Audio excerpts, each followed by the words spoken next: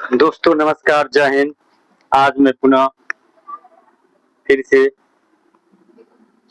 वर्ग 8 का पहला अध्याय लेकर के आए हैं, जो कि बहुत ही रोचक है और आप इसको देखिएगा, समझिएगा। यह बहुत ही महत्वपूर्ण टॉपिक है वर्ग 8 के लिए, अध्याय 1 का, जिसमें हम बताएंगे कि योग के अंतर्गत संवृत्त, व्याकरण के अंतर्गत संवृत्त, क्रम विनिमय और सहचरण। पहले हम बताने का कोशिश करते हैं योग के अंतर्गत संवृत्त। पहला है योग के अंतर्गत संवृत्त। दोस्तों इसका मतलब हुआ कि हम किसी दो संख्याओं को जोड़ेंगे तो वह क्या होगा, एक पूर्णांक होगा। क्या होगा, एक पूर्णांक होगा। जैसे मान चलिए 3 + 2 को जोड़ेंगे क्या होगा, 5 होगा, या 2 + 3 को जोड़ेंगे तो 5 होगा। 4 + 3 को जोड़ेंगे तो 7 होगा, 3 + 4 को जोड़ेंगे तो 7 होगा। इसका मतलब ये हुआ कि किसी दो पूर्णांक को किसी भी तरह जोड़ते हैं तो हमको वही सेम संख्या प्राप्त होता है। सेम संख्या हुआ, ये दोनों भी सेम है और ये दोनों भी सेम है। कहने का मतलब किसी भी दो संख्याओं को किसी भी तरह से जोड़ने पर क्या आता है, हमको वही संख्या मतलब। इसका पूर्ण संख्या जो भी होगा, इसका क्या गुण होगा कि योग का संवृत्त गुण कहलाता है। यह क्या होता है, योग का संवृत्त गुण कहलाता है। मतलब किसी भी दो पूर्ण संख्याओं को जोड़ेंगे तो एक पूर्ण संख्या प्राप्त होगा। इसका मतलब यही होगा। मतलब देखिए, मान के चलिए कि 3 + 6 की 9 आया। 9 क्या है, पूर्ण संख्या है। 7 + 10 कीजिए, 17 हुआ। ये क्या है, पूर्ण संख्या है, योग के अंतर्गत आ रहा है। 8 + 3 कीजिए, 11 हुआ। ये 11 क्या है, पूर्ण संख्या है। पूर्ण संख्या कहाँ से, 0 से लेकर सबको पूर्ण संख्या कहते हैं। ये पूर्ण संख्या है। 3 + 0 जोड़िए, ये क्या है, 3, पूर्ण संख्या है। यानी कि किसी भी दो संख्याओं को जोड़ेंगे तो हमको क्या मिलेगा, एक पूर्ण संख्या मिलेगा। नहीं, जिसका योग क्या होगा, एक पूर्णांक। क्योंकि पूर्णांक का योग एक पूर्णांक होता है। क्योंकि पूर्णांक का योग एक पूर्णांक होता है। नहीं, इसीलिए हम कह सकते हैं कि पूर्णांक योग के अंतर्गत सम्मिलित है। ये क्या, पूर्णांक योग के अंतर्गत सम्मिलित है। किसी भी दो पूर्णांक को जोड़ेंगे तो वह क्या आएगा, एक पूर्णांक आएगा। इसीलिए इसका मतलब ये हुआ कि किसी भी दो पूर्णांक को जोड़ने पर अगर पूर्णांक आता है तो वह योग के अंतर्गत सम्मिलित है। ठीक है, मतलब जोड़ के अंतर्गत। ठीक है, अब हम लोग देखेंगे व्याकलन। क्या देखेंगे, व्याकलन के अंतर्गत सम्मिलित।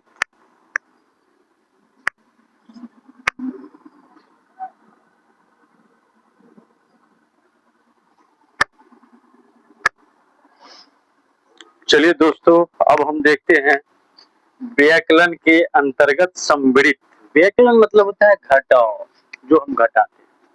किसी भी दो पूर्णांक को घटाएंगे तो हमको क्या, हमारा क्या आएगा आंसर, एक पूर्णांक आएगा।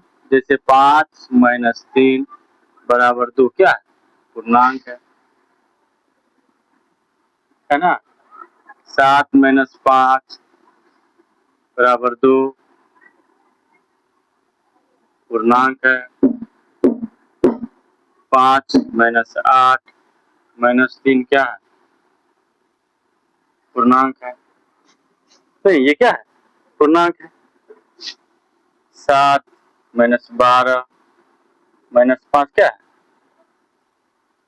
पूर्णांक है। इसका मतलब ये हुआ कि किसी भी दो संख्याओं का अंतर जब हम लेंगे तो वह संख्या भी क्या होगा, पूर्णांक होगा। क्या होगा, वह संख्या भी क्या होगा, पूर्णांक होगा। इसलिए हम कह सकते हैं कि पूर्णांक व्याकलन के अंतर्गत सम्मिलित है। नहीं, ये भी अगर एक पूर्णांक है और ये भी दो पूर्णांक का अंतर है, ये पूर्णांक है। पूर्णांक है तो हम किसी भी दो संख्याओं का अंतर करते हैं या व्यकलन करते हैं या घटाते हैं तो वह भी पूर्णांक ही होता है। ये भी पूर्णांक, ये भी पूर्णांक, इसको घटाने पर ये पूर्णांक, ये भी पूर्णांक, ये भी पूर्णांक, दोनों घटाने पर भी एक पूर्णांक, ये पूर्णांक, ये पूर्णांक, दोनों घटाने पर भी एक पूर्णांक आता है। मतलब किसी भी दो पूर्णांक को व्यकलन करने पर यदि पूर्णांक आता है तो वो क्या हुआ, व्यकलन के अंतर्गत सम्मिलित हुआ। समझ गए? दो संख्याओं का, दो पूर्णांकों का घटाव क्या होगा, एक व्यकलन के अंतर्गत सम्मिलित होगा। ठीक है, इसमें यही है कि दो संख्याओं को या दो पूर्णांक को अगर घटाते हैं तो हमको पूर्णांक यदि प्राप्त होता है तो वह क्या हो गया, व्यकलन के अंतर्गत सम्मिलित हो गया। चलिए अब हम लोग देखेंगे, इसके बाद क्या देखेंगे, हम लोग क्या देखेंगे, क्रम विनिमय नियम। क्रम विनिमय देखेंगे इसके बाद।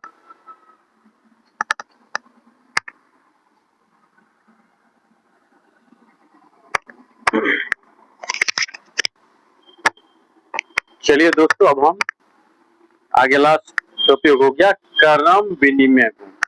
इसका मतलब हुआ किसी भी पूर्णांक को हम किसी भी क्रम में जोड़ सकते हैं। किसी भी दो पूर्णांक, कोई दो पूर्णांक लेंगे उसको हम किसी भी क्रम में जोड़ सकते हैं।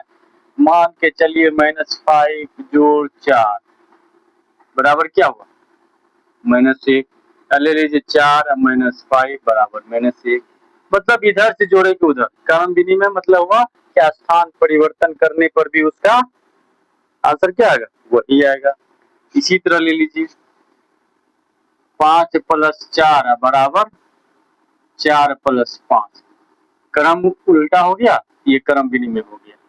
7 -6 या लिखेंगे -6 जोड़ 7, दोनों का आंसर क्या आएगा, क्या आएगा, वही आएगा। क्या आएगा, वही आएगा। 9 -12 -12 + 9 क्या आएगा, -3 आएगा। मतलब हम किसी भी दो पूर्णांक को किसी भी क्रम में जोड़ेंगे तो उसका आंसर क्या आएगा, वही आएगा। क्या आएगा, वही आएगा जो उसका आता है। इसका मतलब क्या हुआ कि क्रम विनिमय नियम भी क्या होता है, क्रम विनिमय गुण भी पूर्ण संख्याओं के लिए योग क्रम विनिमय होता है। पूर्ण संख्याओं के लिए योग क्या होता है, क्रम विनिमय होता है। योग में संख्याओं का योग क्या होता है, क्रम विनिमय होता है। दो पूर्ण संख्याओं को जोड़ने पर क्या होगा, वही होगा। जो उसको उल्टा भी जोड़ेंगे या करेंगे तो वही संख्या आएगा। जैसे देखिए -5 को 4 में जोड़े हैं तो -1 आया। 4 को यहाँ पर ऐसे कर दीजिए, जोड़ना है ना, इसको ऐसे कर दीजिए, प्लस लिख दीजिए। तो 4 को हम क्या किए हैं, -5 में जोड़े हैं तो -1 आया है। यहाँ पर भी आप लोग उसी तरह कर, जोड़ -6 जोड़ -12, तो इसको हम क्रम विनिमय कर देते। -6 इधर ले आए, 7 इधर ले आए, ये क्या हो गया, 1 हो गया। 9 + -12, इसको 12 -12 इधर कर दिए, 9 प्लस कर दिए इधर, तो तब भी हमारा आंसर सेम ही आया। मतलब कि जोड़ में दो पूर्णांकों को जोड़ने पर उसका क्रम उल्टा भी कर देंगे तो वही आंसर आएगा जो पहले वाले में आया। इसीलिए कहा गया कि क्रम विनिमय गुण जो होता है वो क्या होता है, दो पूर्णांकों के लिए क्रम विनिमय होता है। दो पूर्ण संख्याओं के लिए योग क्या होता है, क्रम विनिमय। दो पूर्ण संख्याओं के लिए योग क्रम विनिमय होता है। दो पूर्ण संख्याओं के लिए, दो पूर्ण संख्याओं के लिए योग क्रम विनिमय होता है, विनिमय होता है, चाहे उसको जिस तरह से जोड़े। ठीक है, अब हम इसके बाद चलते हैं योग का सहचर्य नियम पे जाएंगे और देखेंगे। चलिए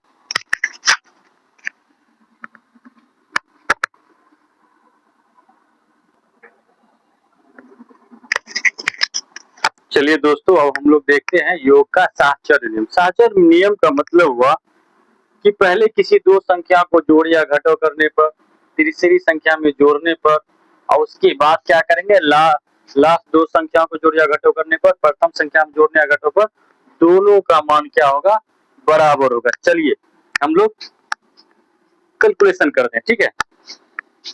यहाँ क्या है, -5 है, -3 है, तो प्लस माइनस माइनस हो गया, ये दोनों क्या हो गया, -8 हो गया। क्या हो गया, -8 हो गया। यहाँ भी प्लस माइनस माइनस हो गया, तो मतलब -8 और -6, तो 8 6 14, लेकिन आंसर क्या है, माइनस में क्या है, -14। इसका आंसर क्या आ गया, -14 आ गया। अब इसको भी हम लोग करके देखते हैं। तो पहले इस कोष्ट वाला करेंगे, तो -6 और -3 कितना हो गया, -9, दोनों माइनस में है, और उसमें -5 जोड़ेंगे, तो -9 5 -14। मतलब कि हुआ कि योग का सहचर गुण यही होता है कि उसको अगर पहले दो संख्याओं को जोड़ या घटाव करने के बाद तीसरी संख्याओं को जोड़ने या घटाने पर उसका क्या होगा, मान क्या होगा, बराबर होगा। क्या होगा, बराबर होगा। किसी दो संख्याओं को मिलाकर एक समूह बनाया गया, फिर इसको उसमें जोड़ या घटाव किया है। यहाँ पर पहले संख्या को छोड़ दिया गया है, फिर लास्ट वाली दो संख्याओं का एक समूह बनाया गया। इस तरह से करने पर दोनों का मान क्या होगा, अगर बराबर है तो वो योग के सहचर गुण का पालन करता है। और योग हम लिखेंगे इस तरह से, हम लोग को अगर दिया हुआ रहेगा, इसका आंसर हम क्या लिखेंगे, ये क्या है, सहचर नियम का पालन करता है। किसका, योग का, योग का साहचर्य है, साहचर्य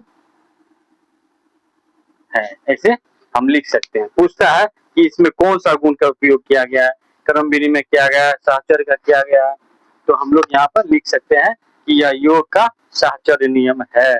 क्या है, योग का साहचर्य नियम है।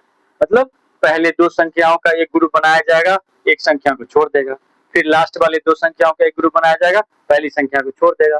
इसको जोड़ या घटाव करने पर दोनों का मान क्या होगा, हमेशा ही बराबर होगा। इसीलिए इसको हम लोग कहेंगे योग का साहचर्य गुण।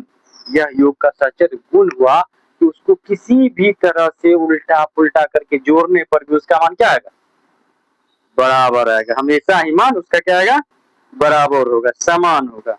इसीलिए यह क्या होगा, योग के साहचर्य गुण का कोई भी पूर्णांक का योग पालन करता है। इसीलिए यह क्या आएगा, चाहे इसको पहले दो ग्रुप में ले आए, इसको अलग कर दिए, इसको अलग कर दिया, इसको एक ग्रुप में ले आए, उसको भी जोड़ घटाव करने पर मान क्या होगा, वही होगा जो समान होगा। हमेशा यह क्या होगा, समान होगा। चलिए दोस्तों, इतना बताने के बाद आगे कल बताएंगे, अगले अगले क्लास में बताएंगे। अगर आप लोगों को यह नियम समझ में आया होगा तो वीडियो को लाइक और कमेंट कीजिएगा, और अपने दोस्तों को शेयर जरूर कीजिएगा, और सब्सक्राइब कीजिए, ताकि अगले वीडियो के लिए आपके पास नोटिफिकेशन आ जाए और आप हमेशा हमसे जुड़े रहे और ऐसे ऐसे सवाल को सीखते रहे। थैंक यू, धन्यवाद, जय हिंद।